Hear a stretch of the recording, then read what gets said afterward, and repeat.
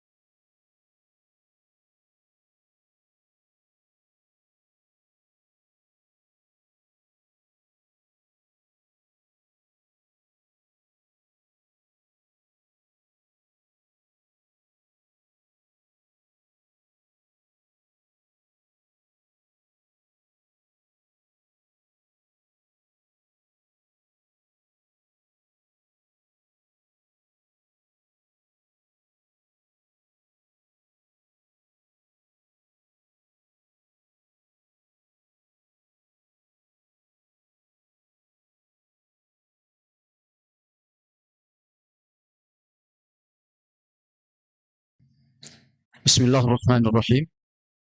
Assalamualaikum warahmatullahi wabarakatuh. Alhamdulillah.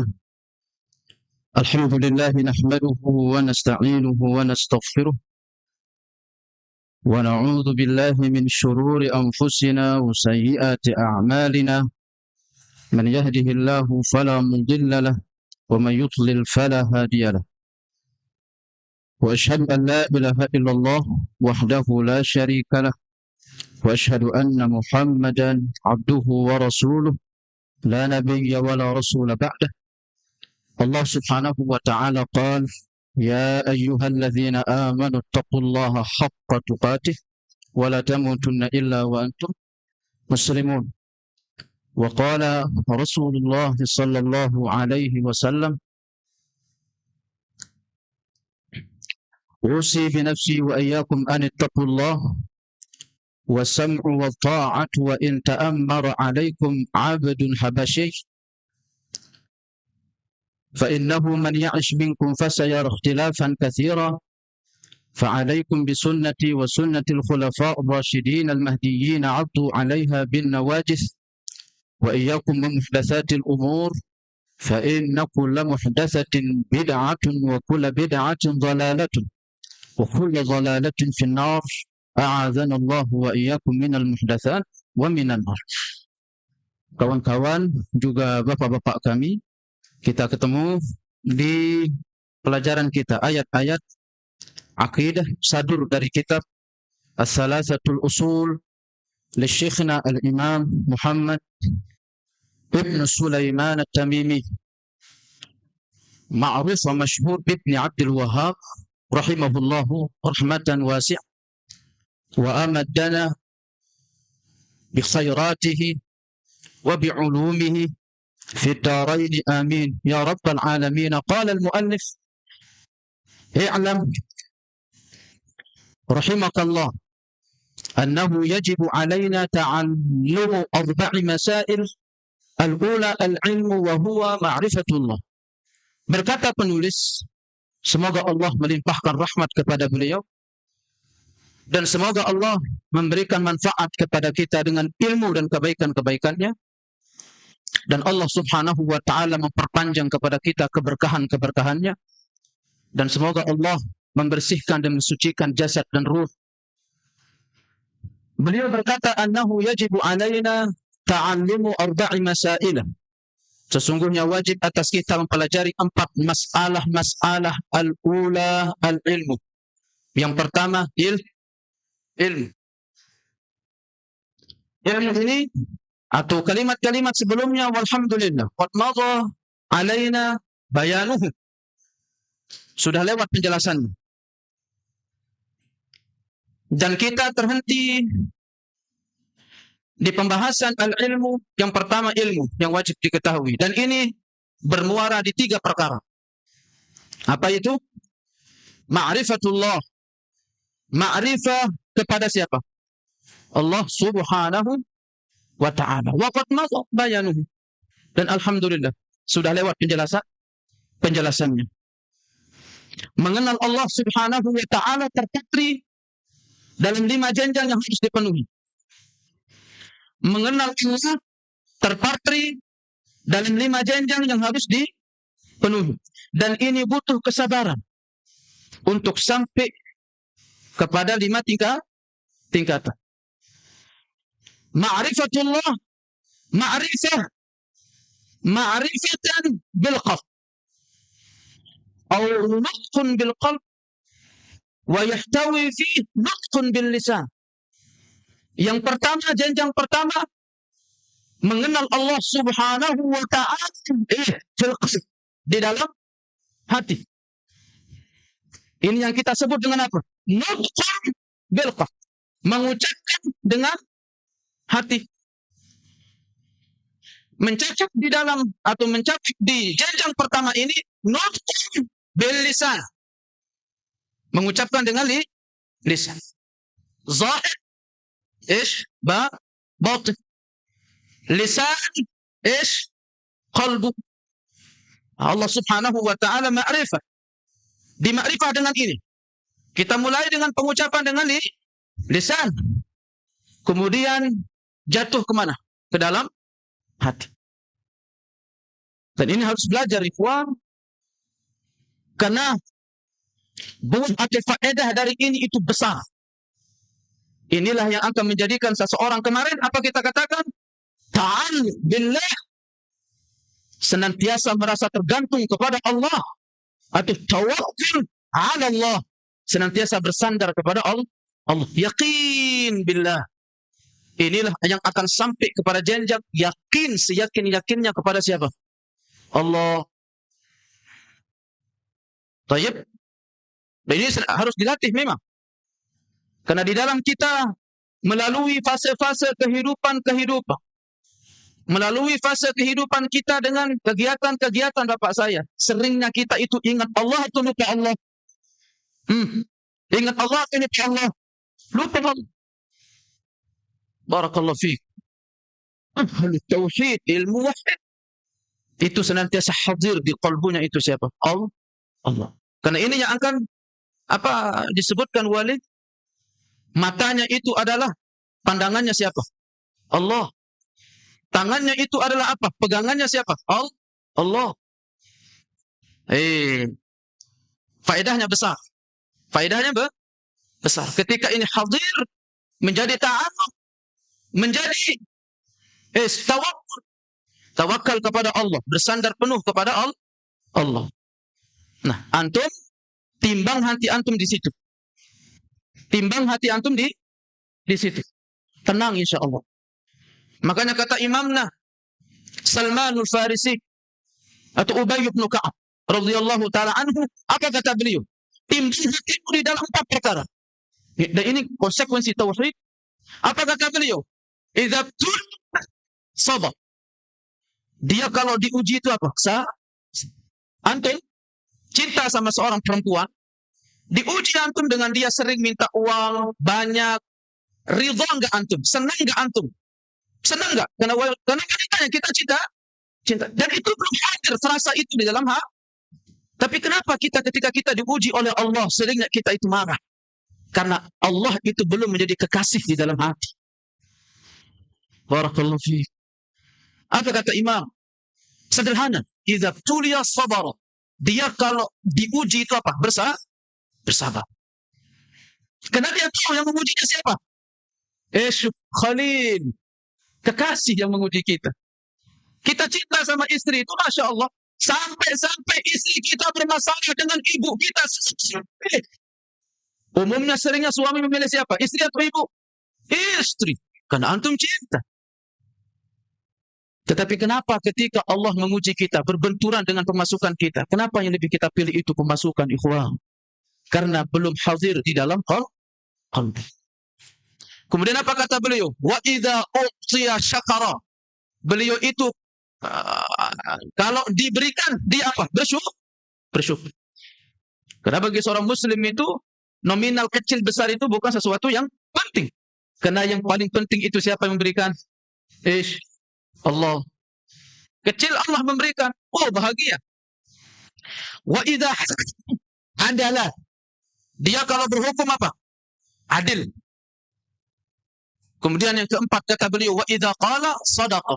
Kalau dia berkata jujur. Ini kan apa ini? Muara tauhid. Bisa orang untuk terjun ke empat perkara ini kecuali dengan hadirnya siapa dalam hati? Allah. Antum ketika bermasalah sama orang personal, yang lebih menonjol itu akan sehatnya atau tendensi personal. Tendensi personal. Wa idza hakama adalah. Kalau kamu menghukumi seseorang itu apa? Adil. Makanya Allah katakan wala yajrimannakum syana'an. Jangan karena sebab kebencian kalian terhadap kelompok atau kaum. Syana'an ala alla ta'dilu. Yang mendorong kalian untuk tidak bisa berbuat adil.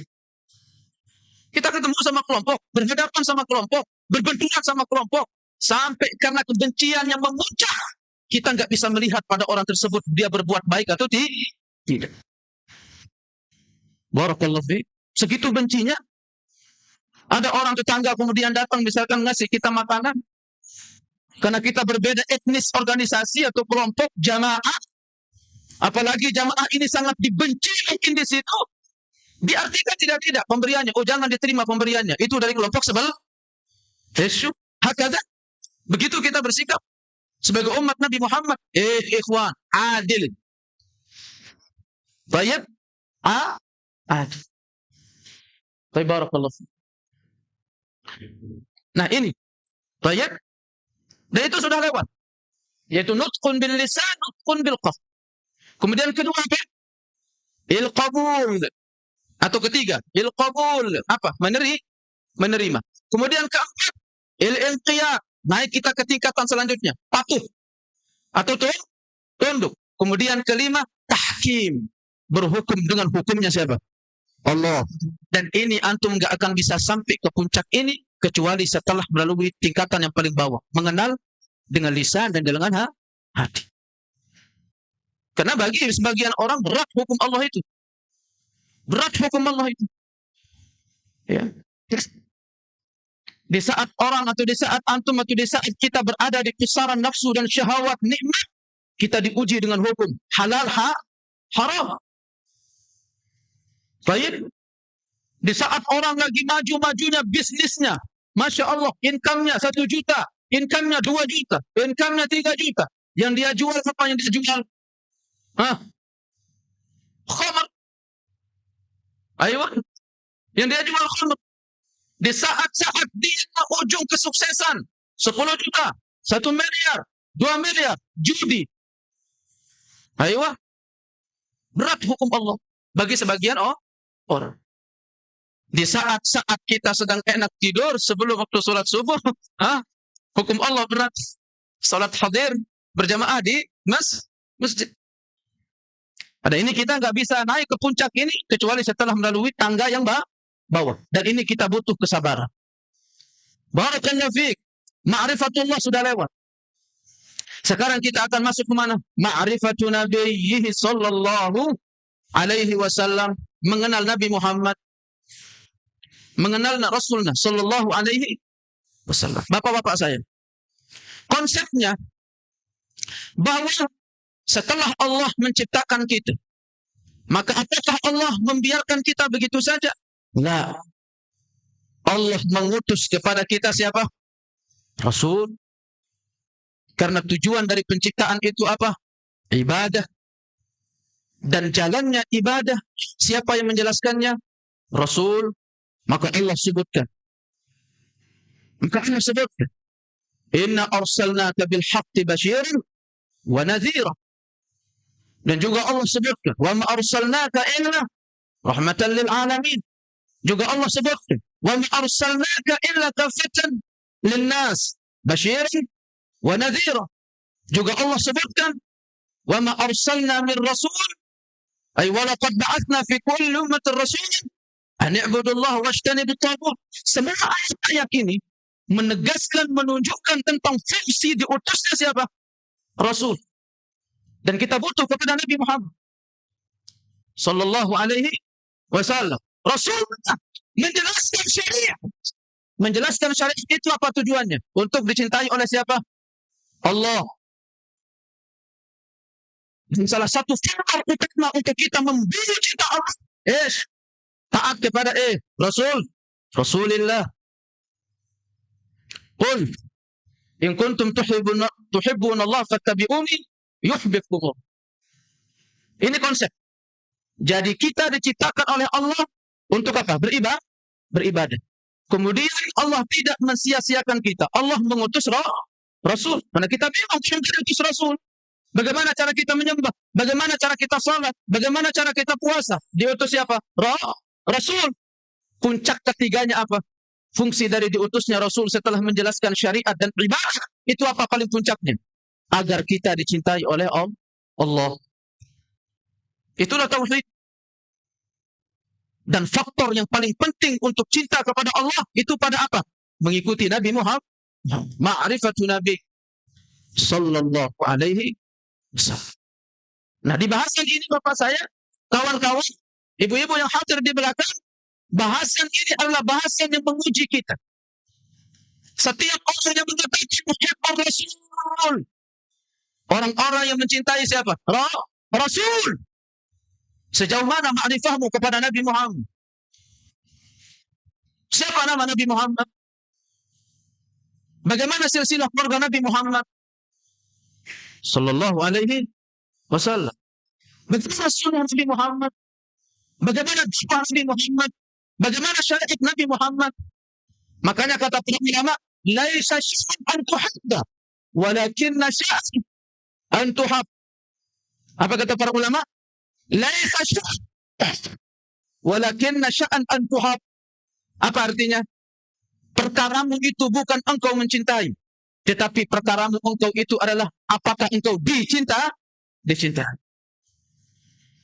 Kita sudah sedemikian rupa, kita melakukan upaya, kita melakukan usaha untuk menggait hati wanita yang paling kita cintai. Kamu itu cinta bertepuk sebelah tangan. Apakah dia cinta kepada engkau? Belum tentu. Engkau kasih dia 10 juta, engkau kasih dia 20 juta, engkau kasih dia 30 juta. Begitu kita datang meminang, apa katanya? Aku sudah bersama dengan orang lain. Makanya itulah kata para ulama, laisa sya'an an tuhib, walakinna sya'an an tuhab. Bukan perkaramu itu engkau mencintai, tetapi perkaramu itu engkau dicintai.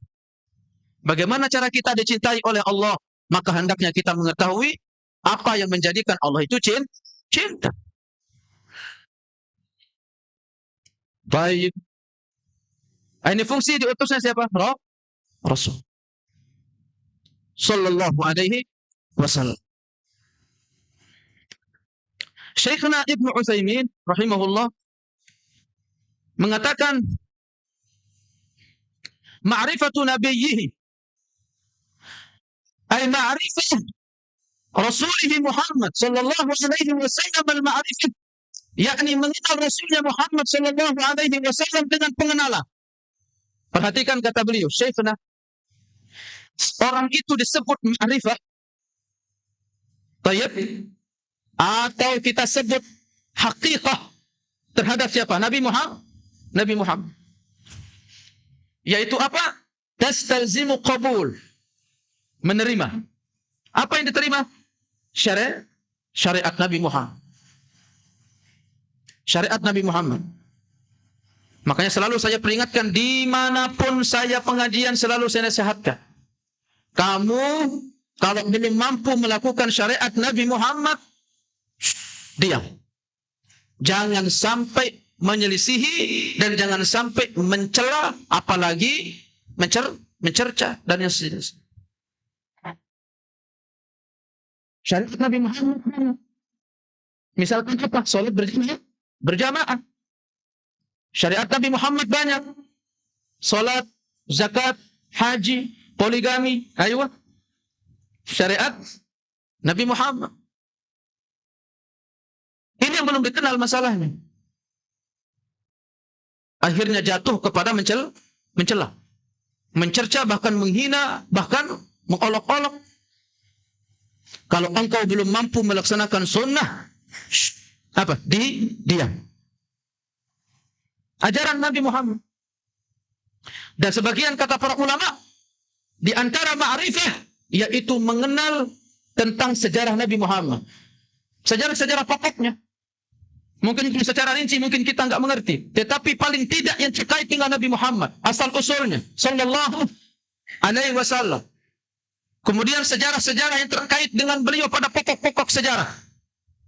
Pada pokok-pokok sejarah. Kalau enggak salah di sini pernah saya isyaratkan bahwa Nabi Muhammad sallallahu alaihi wasallam beliau itu yatim semenjak usia berapa? 6 bulan di dalam kandungan. Beliau yatim, usia beliau 6 bulan di dalam kandungan. Kemudian di usia dari 1 ke 2 tahun, itu disusui oleh siapa? Halimah As-Sa'diyah. Halimah As-Sa'diyah. Kemudian dari 2 tahun ke 4, itu kembali disusui oleh Halimah As-Sa'diyah. Kemudian di situ pada usia ke 4 tahun, terjadi pembelahan dada Nabi Muhammad sallallahu alaihi wasallam. Kemudian usia 6 tahun wafat sang bunda Aminah. Kemudian usia 6 tahun wafat sang kakek siapa? Abdul Muttalib. Kemudian setelahnya itu beliau diambil pendidikan dan penjagaannya oleh pamannya siapa? Abu Talib. Sampai beliau dewasa. Usia 12 tahun beliau keluar berdagang bersama pamannya ke Syam. Usia 25 tahun beliau menikah dengan siapa? Dengan Bunda Khadijah radhiyallahu taala anha. Kemudian di usia 40 tahun beliau diangkat sebagai Rasul. Salawatullah alaihi. Salawat Allah untuk beliau. Wasallam dan kesejahteraan. Ya, pokok-pokok sejarah kita harus ketahui yang terkait dengan Nabi Muhammad sallallahu alaihi wasallam. Jadi yang pertama, jenjang pertama sama seperti di ma'rifatullah. Pertama apa? Qabul. Menerima syariat Nabi Muhammad. Ay qabul ma jaa bihi minal huda wa dinil haq. Menerima yang datang dengannya siapa? Muhammad minal huda, daripada petunjuk, wa dinil haq, dan agama yang benar. Wa tasdiqah, menerima, kemudian apa? Membenar. Karena berapa banyak orang menerima tetapi tidak membenar. Dia terima bahwa syariat orang yang mencuri itu dia bangsanya, tetapi dia enggak benar. Dia mengatakan bahwasanya sudah tidak sesuai dengan zaman, sudah tidak sesuai dengan peraturan-peraturan modern dunia. Baik. Poligami dia tahu itu syariat siapa? Nabi Muhammad. Tetapi dia tidak membenarkan. Kenapa? Karena sudah beda zaman. Dia mengatakan bahwasanya kenapa poligami dulu itu disyariatkan? Karena dulu banyak musyahid, banyak syuhada yang syahid. Makanya disyariatkan poligami. Sementara sekarang tidak ada perang, makanya poligami tidak syariat. Banyak orang yang menerima tetapi tidak membenar. Ya karena ini banyak. Kenapa Ustaz selalu bilang poligami? Karena ini merupakan hukum yang paling banyak disembelih oleh orang-orang zaman sekarang. Saya enggak mengatakan antum wajib poligami. Tayyib. Ya, antum juga harus nyadar diri. Ya. Harus nyadar diri. Poligami kok sirri. Ini enggak nyadar diri. Dan hati-hati ikhwan. Nikah sirri itu khilaf di kalangan para imam. Ya, mayoritas ulama fikih mengatakan sah. Tetapi sebagian ulama mengatakan apa? Batal. Karena nikah sirri tanpa tanda tangan pemerintah, maka menjadi tidak sah. Artinya, kalau antum nikah sirri, itu cukup mengurangi keberkahan rumah tangga. Sah tapi Ustaz? Sah. Tetapi berdosa. Allahu Akbar. Berdosa Ustaz? Berdosa. Baik. Kalau menurut Ustaz, apa yang paling kuat? Yang paling kuat sah dan tidak berdosa, ya. Barakallahu fiik. Baik. Ya, yang laki-laki yang berbicara poligami nyadar diri. Baik, nyadar diri. Ya. Ayo. Itu yang kedua. Membenarkan. Dan ini kita butuh kesabaran untuk sampai ke tingkat ini. Kemudian ketiga, wamtithal amrihi fima amar. Mencocoki diri dengan perkara pada apa yang beliau perintahkan. Presisi. Melakukan apa yang beliau perintah. Dan ini tingkat ma'rifah itu bukan lagi tingkat engkau untuk mengetahui hukumnya sunnah atau wajib. Tingkat ma'rifah itu apa yang datang dari Nabi Muhammad, maka apa? Maka dilakukan. Ini ma'rifah. Ini ma'rifah. Makanya Imam Ubay ibn Ka'ab berkata, "Fanzuru a'malakum." Lihat amal-amalan kalian. Cek amalan-amalan kalian. Apakah amalan kalian itu sudah sesuai berdiri di atas jalannya para sahabat atau sudah sesuai dengan sunnah?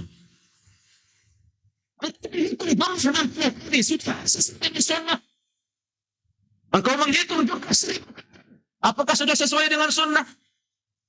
Baik. Engkau mempersembah sebuah jenis ibadah. Apakah jenis itu sudah sesuai dengan jenis yang dengannya beribadah Nabi Muhammad? Uzhuru a'malakum. Cek kembali amalan-amalan kalian.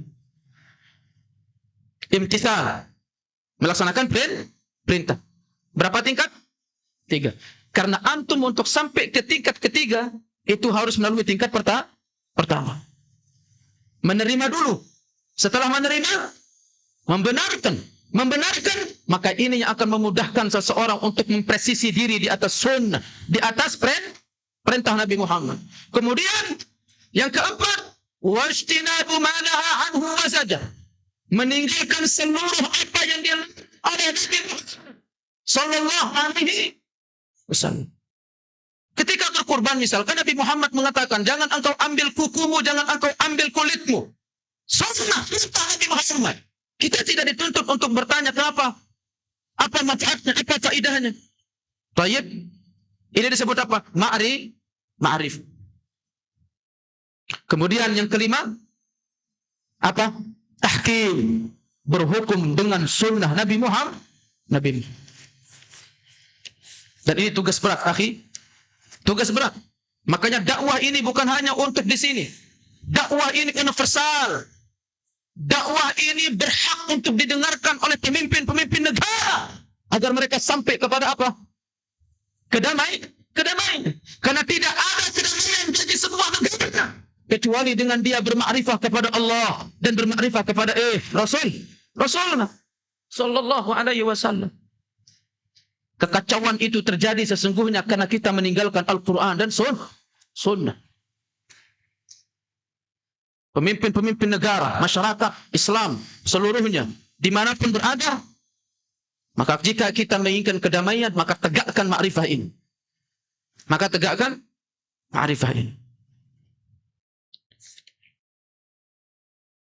Dan ini beliau membawa ayat-ayat yang mendukung ini dari berbagai macam ayat. Ya, dari berbagai macam ayat. Allah Subhanahu wa taala berfirman, "Fala wa rabbika la yu'minun." Demi Tuhan Muhammad la yu'minun, mereka itu tidak beriman. Allahu yunafil iman. Allah menafikan keimanan. Tidak ada iman. Kapan? Sampai kapan mereka beriman? Hatta yuhaqqimuka fima syajara bainahum. Sampai mereka menjadikanmu sebagai penabi Muhammad. Menjadikanmu sebagai Muhammad. Di dalam perkara apa? Di dalam perkara apa yang menjadi perselisihan mereka. Silakan Anda berselisih masalah kunut subuh dan tidak kunut subuh. Tetapi semangat Anda berselisih itu apa? Apakah semangat Anda itu berselisih hanya untuk konsistensi kelompok serta organisasi dan organisasi Anda? Ataukah apa? Kontestasi kita itu ingin kembali kepada sunnah Nabi Muhammad? Ini kan perlu kejujuran, akhi. Silakan Anda berbeda pendapat.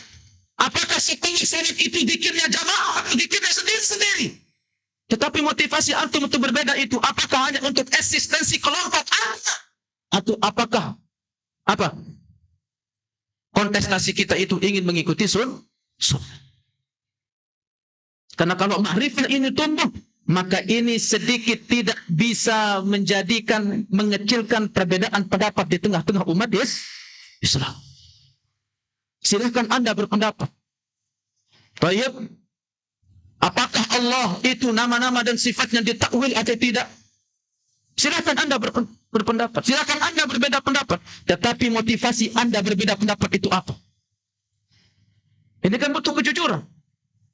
Baik. Ketika dahulu sahabat Rasulullah, ketika dahulu para ulama tabi'in, ketika dahulu para ulama tabi'in, tidak ada yang melakukan takwil. Lalu apa yang menjadikan Anda berani untuk mentakwil nama-nama dan sifat Allah? Ayo, silakan berbeda. Tinggal kejujuran kita. Motivasi kita berbeda apa? Baik. Apakah motivasi kita berbeda itu adalah hanya untuk eksistensi kelompok kita? Ataukah motivasi kita itu untuk kembali mengikuti sunnah? Silakan Anda berbeda pendapat. Di dalam tarawih antara 11 atau 23. Tak silakan.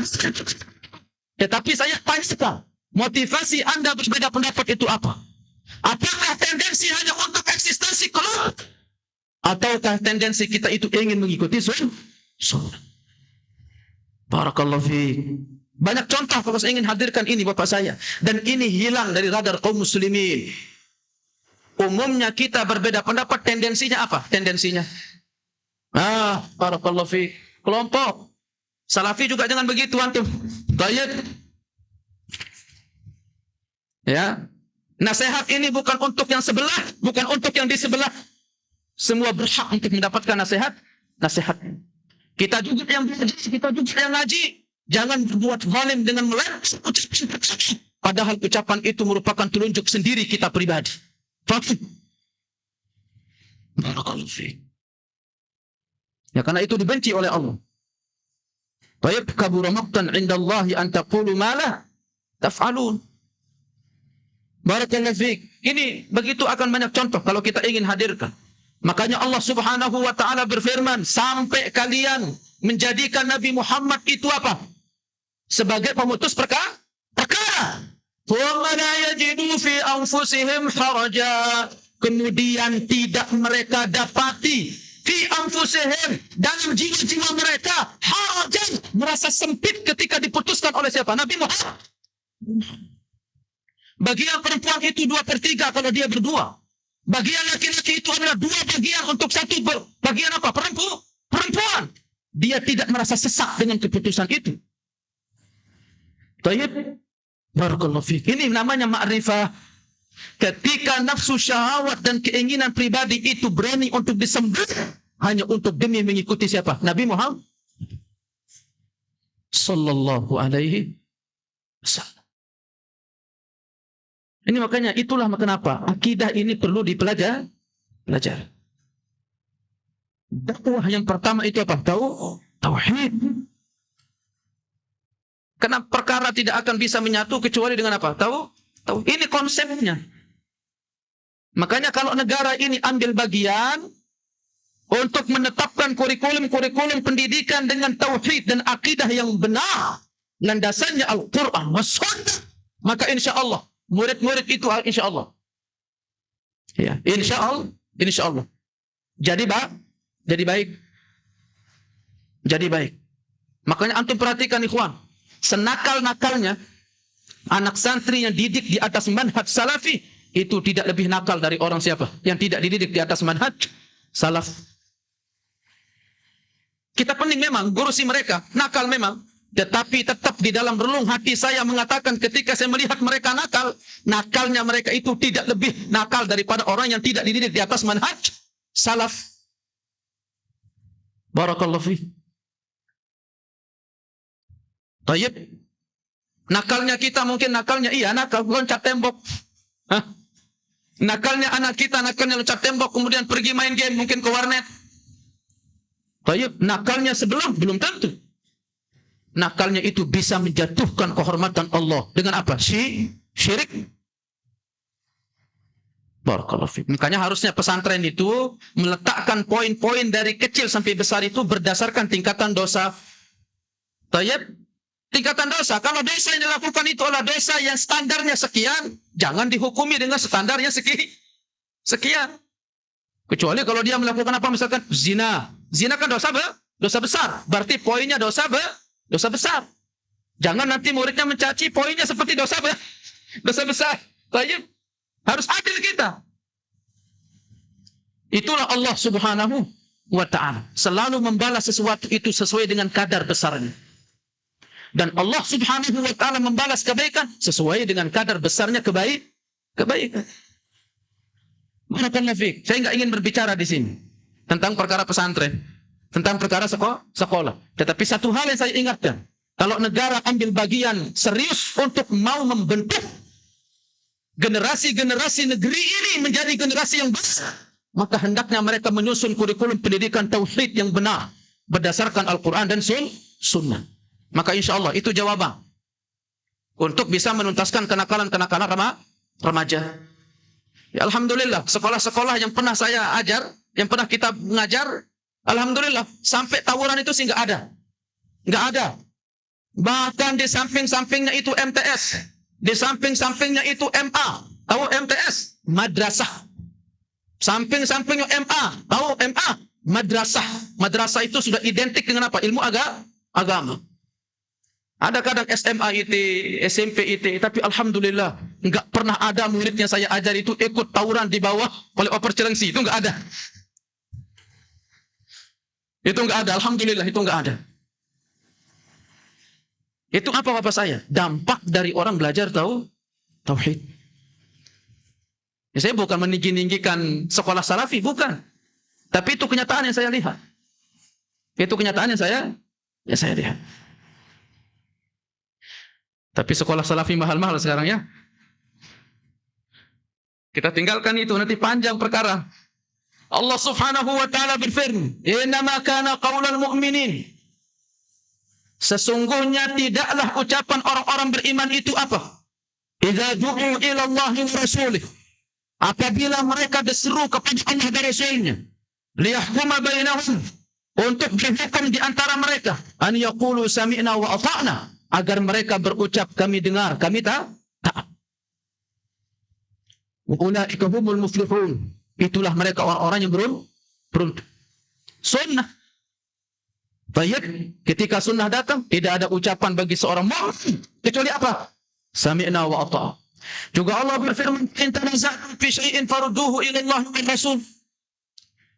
Jika kalian bertanazu, berdebat, tayyib, fi syai'in dalam satu perkara, farudduhu, maka hendaknya kalian mengembalikan masalah ila Allah, kepada Allah, wa Rasul, kepada Rasul. Harusnya tendensi kita berbeda pendapat, harusnya ini motivasi kita berbeda pendapat itu apa? Untuk mencari yang paling dekat, yang paling mencocoki saya. Itu motivasi kita apa? Berbeda pendapat. Bukan terhenti di perbedaan pendapat. Oh ini benar Ustaz, oh ini benar Ustaz. Harusnya kita naik ke satu tingkat yang lebih tinggi, yaitu apa? Mencari yang paling mendekati sunnah sallallahu alaihi wasallam. Orang berdebat misalkan masalah jenggot misalkan, antara wajib atau sunnah, la ba'as, enggak apa-apa. Silahkan berdebat, silahkan berkhilaf, perbedaan pendapat, tetapi ada hukum yang paling tinggi, yaitu apa? Mencocoki sunnah. Antara wajib atau sunnah, tetapi kita katakan Nabi Muhammad jenggot atau tidak? Jenggot, khalas, selesai enggak perkaranya? Barakallahu fiik. Karena belum tumbuh ma'rifah, Makanya mereka itu tidak bisa menghukumi dengan adil. Hanya karena didasari oleh tendensi terhadap kelompok tertentu. Karena kebanyakan yang berjenggot memang salafi memang kan. Dan yang paling keras untuk mengajak orang berjenggot siapa? Setahu saya memang salafi memang. Antum. Tayyib. Tapi hanya karena memang sudah benci sama orang, akhirnya apa? Akhirnya sunnahnya apa? Yang diserang. Baik, barakallahu fiikum. Ini anggap lelucon aja ya, jangan anggap serius. Tayyib. Falyahdharil ladzina yukhalifun an amrih. Maka takutlah orang-orang yang menyelisihi dari apa? Perkara Nabi Muhammad. Perkara Nabi Muhammad. Mau sunnah, mau wajib. Perkara Nabi Muhammad. Antusibahum fitnah. Untuk ditimpakan kepada mereka apa? Fitnah. Au yusibahum adzabun alim. Atau menimpa mereka apa? Azab yang pedih. Qala al-Imam Ahmad rahimahullah. Imam Ahmad berkata, atadri mal fitnah. Di dalam ayat Allah berfirman apa? Fitnah. Ditimpakan kepada kalian apa? Fitnah. Kalau kalian menyelisihi perkara Nabi Muhammad, ditimpakan kepada kalian fitnah. Apa kata Imam Ahmad? Tahu tidak kalian apa itu fitnah? Al-fitnatu syirik. Fitnah ini apa? Syirik. La'allahu. Bisa saja. Idza radda ba'da qawlah. Apabila dia menolak sebagian ucapan Nabi Muhammad, an yadha'a fi qalbihi syai', itu akan terdapat sesuatu di dalam hatinya berupa apa? Zaid. Penyimpangan. Tuduhan. Merasa tidak yakin. Merasa tidak puas kalau dia menolak sebagian dari apa yang dibawa oleh Nabi Muhammad. Barakallahu fiik. Maka ini bisa mengantarkan kepada apa? Fayahlak. Maka dia binasa. Karena orang kalau dia mengingkari syariat Nabi Muhammad satu saja, maka itu binasa. Kufur. Itu kaidah umum. Adapun secara khusus mungkin perlu dirinci. Baik, barakallahu fiik.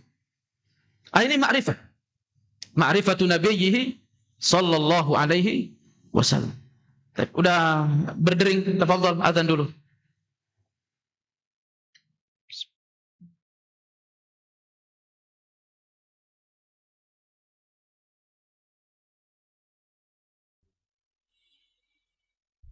Allahu Akbar, Allahu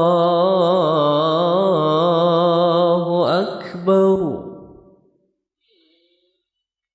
Allahu Akbar, Allahu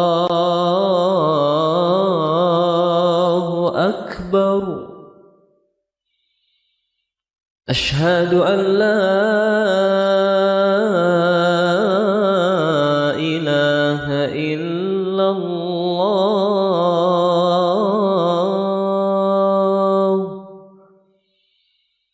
أشهد أن لا إله إلا الله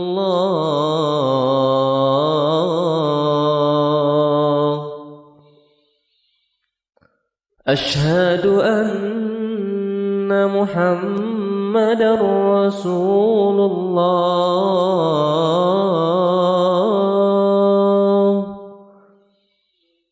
أشهد أن محمدا رسول الله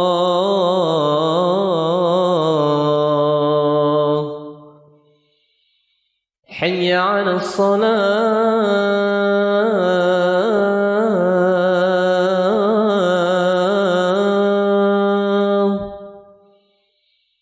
حي على الصلاة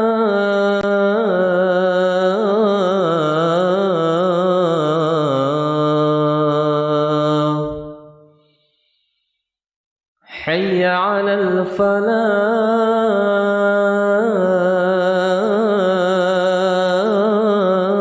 الفلاح حي على الفلاح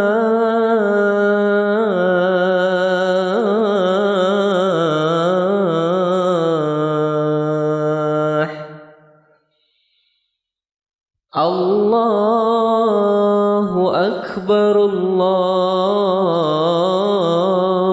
أكبر لا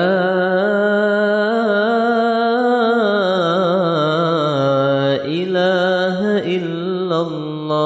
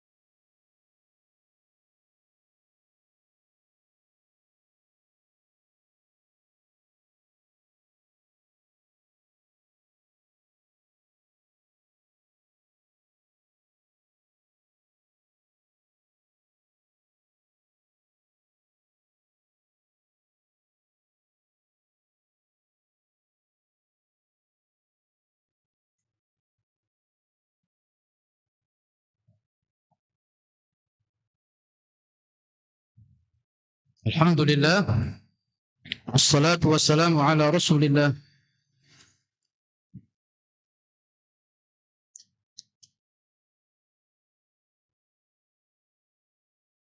طيب, هذا هو معرفة نبينا صلى الله عليه wasallam. Kemudian kata imamna, wa ma'rifatu dinil Islam bil adillah, dan mengenal agama Islam dengan dalil-dalil. Mengenal agama Islam, al-Islam itu dia memiliki makna umum dan makna khusus. Memiliki makna umum dan makna khusus. Makna umum il-khudu', tayyib, it-tadallul, it-ta'abbud. Secara umum Islam itu bermakna apa? Tunduk, patuh, menyembah kepada Allah. Itu makna Islam secara umum. Maka Islam dengan makna secara umum inilah seluruh agama atau seluruh nabi yang diutus oleh Allah, Rasul yang diutus oleh Allah, itu semua agamanya apa? Islam. Min haits, dari sisi apa? Dari sisi makna umum.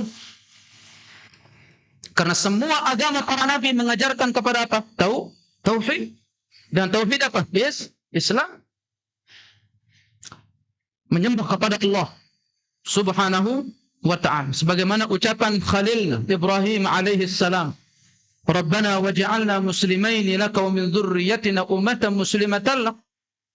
Rabbana, wahai Tuhan kami, ij'alna, jadikanlah kami, Ibrahim alaihi salam dan anak-anaknya, muslimain, dua orang berarti agama Nabi Ibrahim apa? Islam. Secara sisi bahasa atau makna umum. Ibrahim dan Ismail alaihissalam. Muslimaini laka wa min dzurriyyatina. Sebagai dua orang muslim, orang yang tunduk, orang yang patuh, orang yang menyembah kepadamu ya Allah. Wa min dzurriyyatina. Demikian juga anak-anak cucu-cucu kami. Ummatan, sebagai umat muslimah. Siapa yang berkata? Ibrahim alaihissalam. Adapun Islam secara khusus, isu makna, yakni Islam yang diturunkan menjadi agama khusus yang diturunkan kepada siapa? Rasulullah sallallahu alaihi wasallam. Lianna ma ba'atha bihi an-nabi sallallahu alaihi wasallam nasakha jami'al adyan as-sabiqah. Karena setelah pengutusan Nabi sallallahu alaihi wasallam, maka agama Islam ini menjadi agama khusus, menghapus seluruh agama-agama yang telah lalu yang diturunkan oleh Allah. Fasara, maka menjadilah man ittaba'ahu muslimah. Siapa yang masuk ke dalam agama ini dia disebut apa? Muslim. Yang mengikuti agama ini disebut apa? Muslim.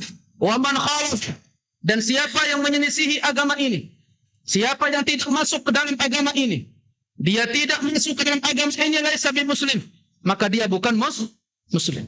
Fa atba'u muslimuna fi zamani rusulihim. Maka orang-orang yang mengikuti rasul-rasul mereka di tiap-tiap zaman, maka mereka adalah muslim di tiap-tiap zaman. Fal yahud muslimuna fi zaman Musa. Maka Yahudi itu adalah orang muslim di zaman Nabi Musa. Wan nasara muslimuna fi zaman Isa. Dan Nasara itu muslim di zaman siapa? Nabi Isa. Wa amma hin, adapun sekarang, bu'itsa nabiyyu Muhammad sallallahu alaihi wasallam, diutusnya nabi kita, nabi siapa? Nabi Muhammad sallallahu alaihi wasallam. Mereka kufur kepada Islam. Falaysu muslimin, maka mereka bukan lagi Islam. Yahud kafir, Nasara kafir, karena mereka tidak memeluk agama Islam. Karena Allah Subhanahu wa taala berfirman, "Inna ad-dina 'indallahi Islam. Wa man yabtaghi ghairal islami dinan falan yuqbala minhu wa huwa fil akhirati minal khasirin. Al-yawma akmaltu lakum dinakum atmamtu 'alaikum ni'mati wa raditu lakumul islama din." Dan aku telah ridha bagi kalian Islam sebagai agama kalian. Maka Nabi Muhammad sallallahu alaihi wasallam bersabda, "Lau kana Musa hayya." Kalau sekiranya hari ini Nabi Musa hidup, baina azhurikum, di belakang pundak-pundak kalian. Nabi Musa hidup di belakang pundak-pundak kalian. Apa kata Rasulullah? Ma'al, tidak halal bagi Nabi Musa illa an yattabi'ani, kecuali Nabi Musa wajib untuk ikut kepada siapa? Nabi Muhammad sallallahu alaihi wasallam. Inilah konsekuensi dari dua kalimat syahadat. Asyhadu an la ilaha illallah, sudah lewat di ma'rifatullah, wa asyhadu anna Muhammadar Rasulullah. Inilah yang kita bahas, ma'rifatu Nabi Muhammadin sallallahu alaihi wasallam. Insyaallah di pertemuan berikutnya kita akan sertakan bahwa di kalimat syahadat ini memiliki rukun dan memiliki syarat-syarat. Syahadat la ilaha illallah memiliki dua rukun dan memiliki syarat-syarat. Dan Muhammad Rasulullah juga memiliki dua rukun dan memiliki syarat-syarat. Insyaallah di pertemuan berikutnya kita akan sebutkan. Barakallahu fiik. Kita akan sampai atau kita akan bahas di pertemuan berikutnya, dikasih tanda bil adillah, dengan dalil-dalil nanti kita akan sebutkan. Ustaz, bagaimana sikap kita terhadap pemimpin yang kepemerintahan yang penduduknya mayoritas Islam, namun tidak menerapkan hukum aturan Islam di dalam negara tersebut? Contohnya hukum potong tangan bagi pencuri. Tayyib, bagaimana hukumnya menyikapi pemimpin yang seperti ini? Barakallahu fiik. Saya tanya,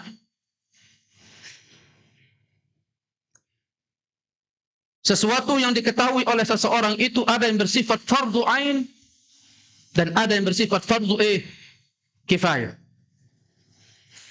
Fardu ain wa fardu kifayah. Aini bagi seseorang itu ialah menegakkan hukum atau menegakkan tauhid. Saya tanya ulang lagi. Yang aini bagi seseorang itu, aini.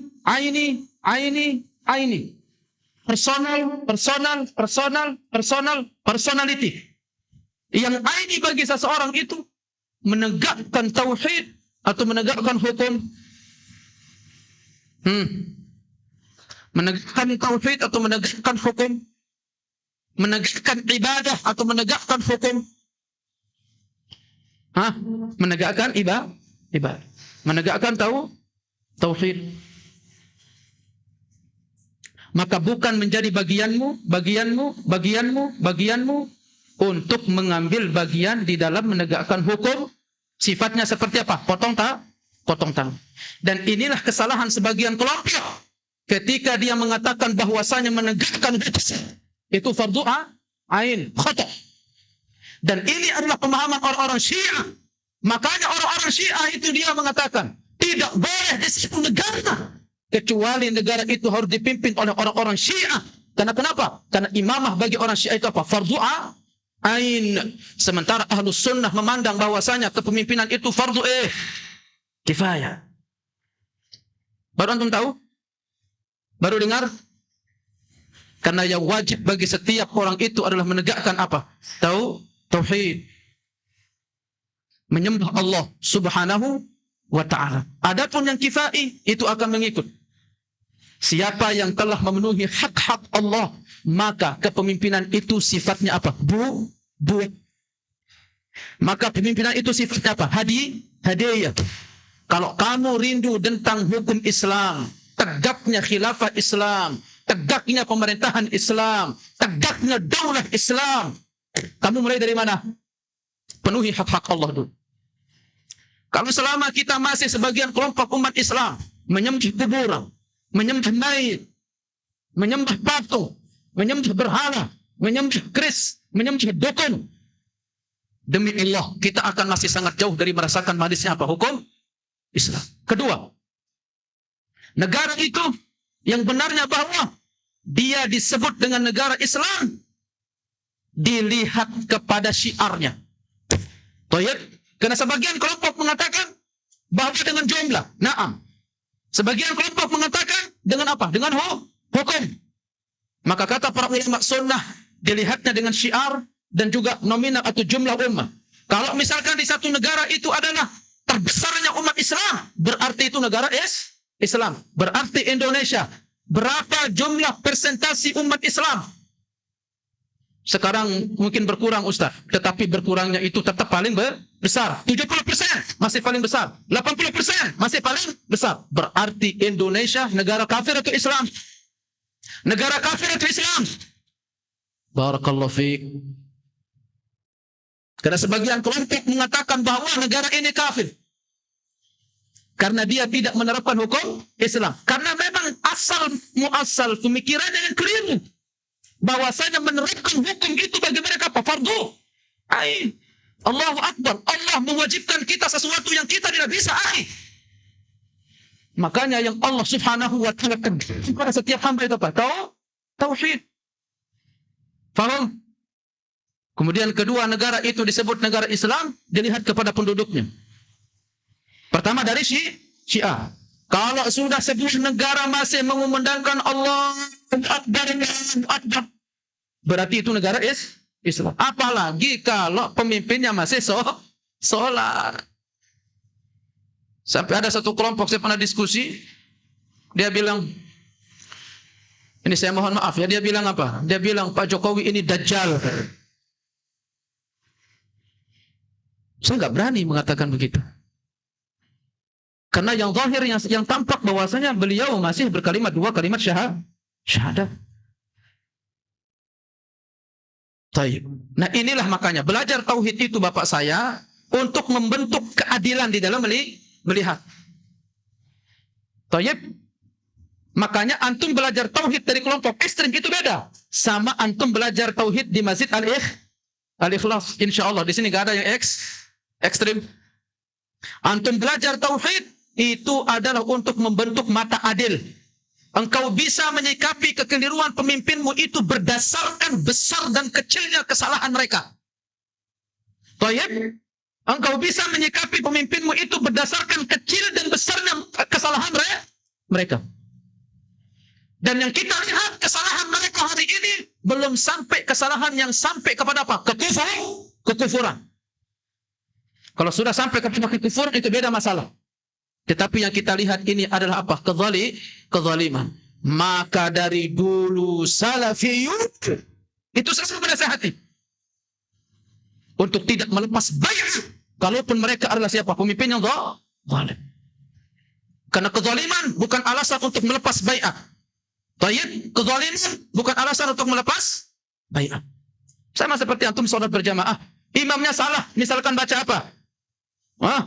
Minal jannati wan nas. Dia salah misalkan.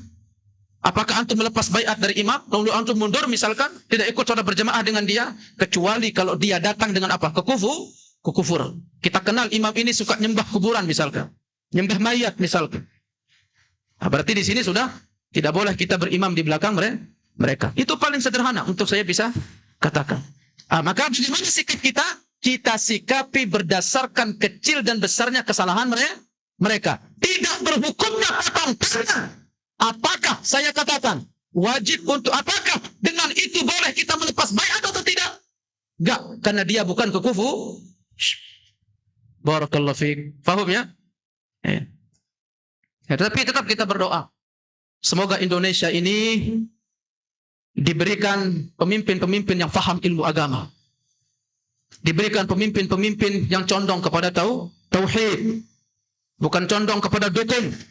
Bukan condong kepada syirik. Baik. Bukan condong kepada amalan-amalan atau budaya-budaya dan adat istiadat yang bertentangan dengan tauhid. Cinta kepada hukum Islam. Inilah yang akan kita harapkan.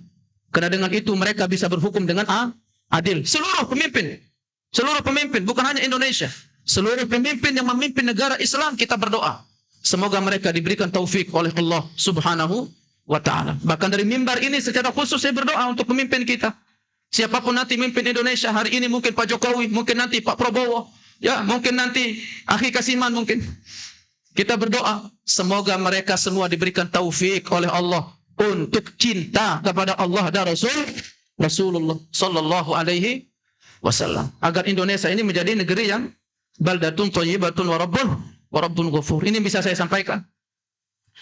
Semoga yang hadir di sini senantiasa diberikan kesehatan, diberikan al-afiat, diberikan kelapangan waktu, diberikan kelapangan rizki, diberikan kemudahan-kemudahan dari karunia-karunia tersebut. Kita bisa bertemu kembali di pelajaran kita berikutnya. Wallahu waliyyu dzalika wal qadiru alaih. Kita tutup dengan sama-sama membaca doa kafaratul majlis. Subhanakallahumma wa bihamdik, asyhadu an la ilaha illa anta astaghfiruka wa atubu ilaik.